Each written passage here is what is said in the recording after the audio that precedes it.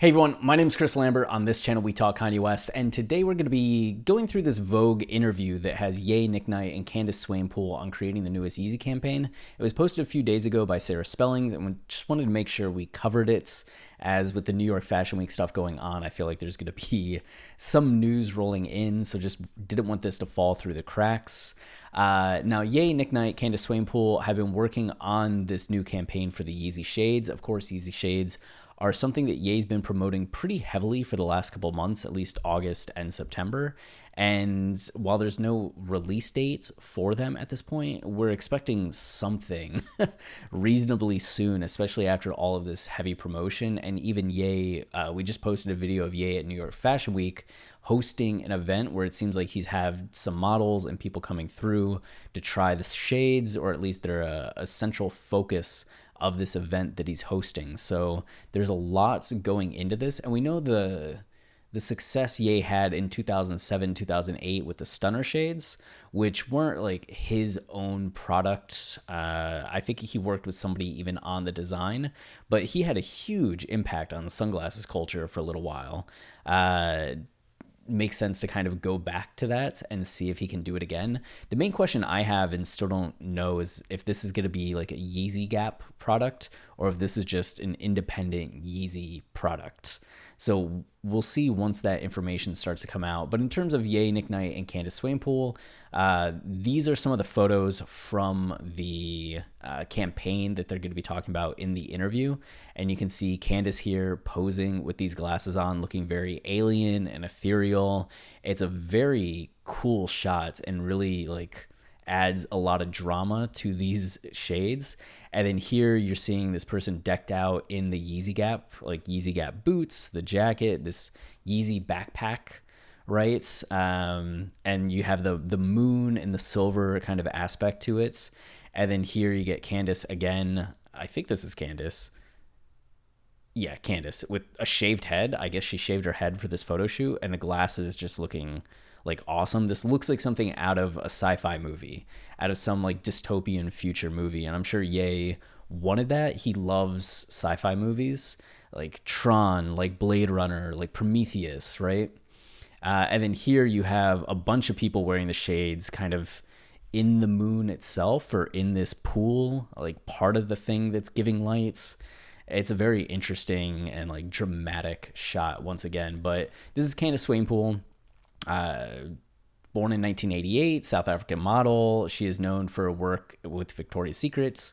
In 2016, she was listed as 8th on the Forbes top earning models list. Pretty good. So she's definitely one of the big names in modeling. Like, this isn't just like an Instagram model. This is Candice Swanepoel doing this kind of campaign for Yeezy, which is really cool to see. And Knick Knight, of course, if you're new to the channel and don't know, Knick Knight has worked extensively with Ye over the years. They're very close, especially when it comes to visuals, dating all the way back. Oh God, what was the first thing? The Bound 2 video, I think, was the first thing that they did together. Maybe even something before that, but that was definitely the most infamous, right?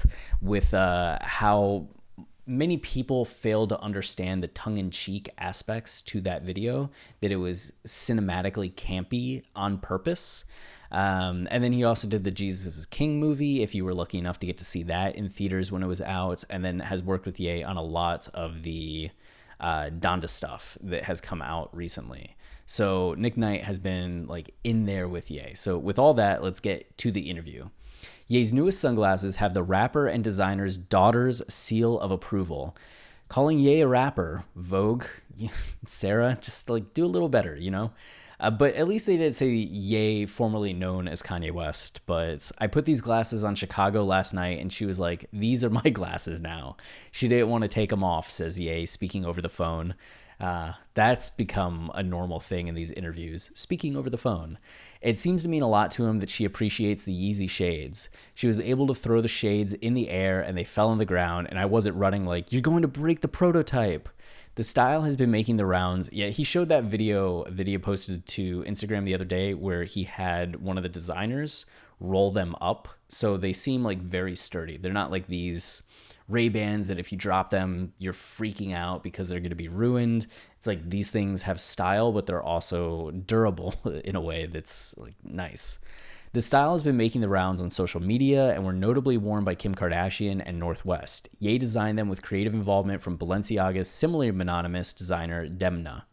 Both Virgil and Demna worked on Yeezy Season 1, and now with losing Virgil, I wasn't able to work with him when he was at Louis.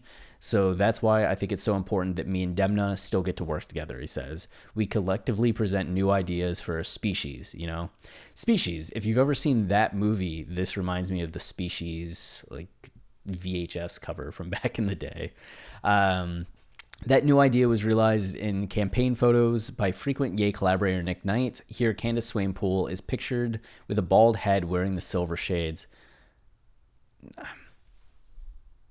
Nah, she has hair there.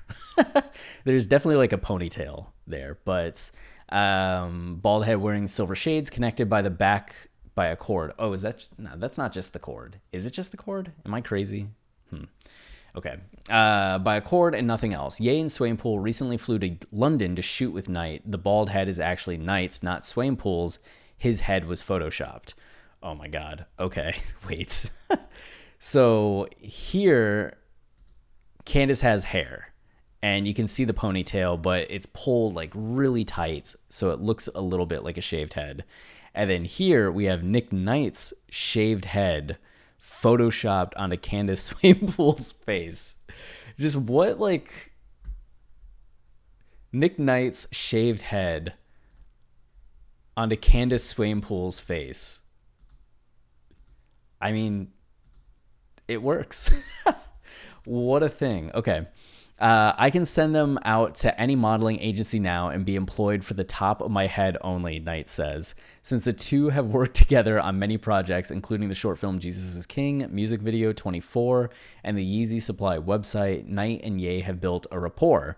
Unlike virtually any other person I've worked with, he very much wants to make sure he sees what he wants to see. Not in a nasty way at all. It's very inspiring to work with someone who cares that much about how the imagery should work, Knight says. For this image, Knight notes they went back and forth to find the perfect shade of gray-blue. Ye had wanted to work with Swanepoel since spotting her at a party 12 years ago. And Knight described her as one of those models who just wants to get a great image and will work to do so. The feeling is mutual, as Swanepoel says, the vision for the shoot was so clear, but also allowed for me to contribute my perspective on it. Moreover, it was exciting being part of something I knew would instantly become iconic. Yeah, these are some great photos. Like, hell yeah. That's like a photo of Swanepoel that, like, an amazing photo. I'll just keep saying that. The sunglasses can make anyone, be it Lil Uzi Vert or Lisa Rinna, look like they've landed from the year 3022. Ye himself appears to have mixed feelings about the term futuristic, though. Saying something is in the future takes out the accountability of it needing to exist in our reality.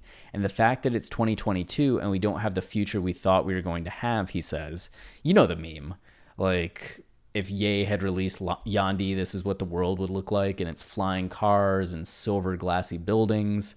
That certain things are more futuristic and a lot of things are less futuristic than we thought we would have. Obviously, I've been defined as a futurist. I'll put it like this. It's going to rhyme. It's going to be poetry. Since we've been defined as futurist, we'll define what the future is. Futurists, future is. Okay. Ye says that the conversations he, Swanepoel, and Knight had on set were centered around leaving a better world for future generations. People are so quick to think it's going to be so dystopian, but I feel it's going to be James Turrell spaces and Knick Knight photos and foods from localized farms with no pesticides. Isn't that nice, you know? Like James Turrell spaces, like lots of lights and beauty and a sense of like scope and scale and openness. And then Knick Knight photos where it's just atmosphere, right? Atmosphere, atmosphere, atmosphere. And then foods from localized farms with no pesticides. Healthy. While these images are at their core showcasing sunglasses, the collaborators involved spoke to me of a bigger vision. Another photo shows Swanepoel with a hefty backpack. Oh, wow, it's Swanepoel decked out in all of this stuff. That's cool. Ooh, nice job. Nice job. Decked out in a hefty backpack, standing under what looks like a solar eclipse. Somebody pointed out that this also looks very much like the backdrop in the Yeezus tour, where Ye's on the top of the mountain and he had this same moon-like backing behind him, if you want to look up photos of that. Collectively, they resemble an ad for a science fiction movie, but this film has a twist. Having spent some of my life with a man, I believe that is his fundamental thing. He wants to make the world a better place, Knight says of Ye. He said to me the other day it should be like a dystopian movie, but with a happy ending. Why do those movies always have a sad ending? Why can't there be one where it works out and it's a better place? That's a fair question. I think one of the reasons why Ye probably really liked Tron, and especially the Tron sequel, Tron Legacy, because those are movies that had a bit more of a happy ending when we're talking like the world of sci-fi and dystopia. I mean, you could maybe argue that like Terminator 2 had some happy endings, or what was another one? Not Akira, RoboCop has kind of a happy ending. Total Recall. Starship Troopers, but like Blade Runner kind of has a happy ending, but Blade Runner 2049 kind of like kicks that ending in the balls, and I'm not quite as happy with where that story goes. And then Blade Runner 2049 has a bit of a mixed ending. Like I love Blade Runner 2049, but I have some issues with it. Arrival's not really a dystopian movie, huh? Yeah, they often are complicated. I mean, so many of them are inspired too by 1984, and 1984 has not a happy ending, and that tends to be like the pessimistic view of things. Children of Men, happy ending? Question mark? Anyway, oh, that's the end. Okay, so why can't there be one where it works out and is a better place? So Ye's definitely, and this is probably a huge influence of having kids, like really thinking not just of what he can accomplish, but what he's leaving behind and making the future a better place, making the present a better place and a more forward thinking place and a more progressive place.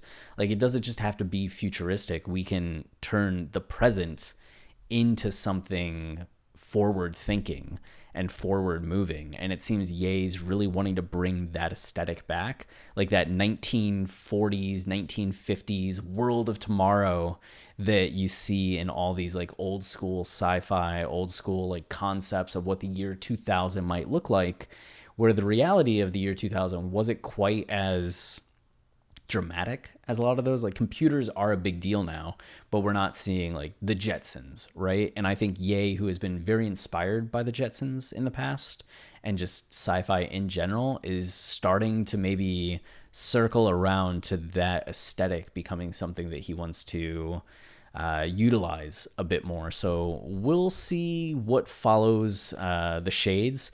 And of course, as there's more updates on all of this, including a release date for these, we'll keep you posted. But that's it for now. Until next time, stay wavy and keep it loopy. Cheers.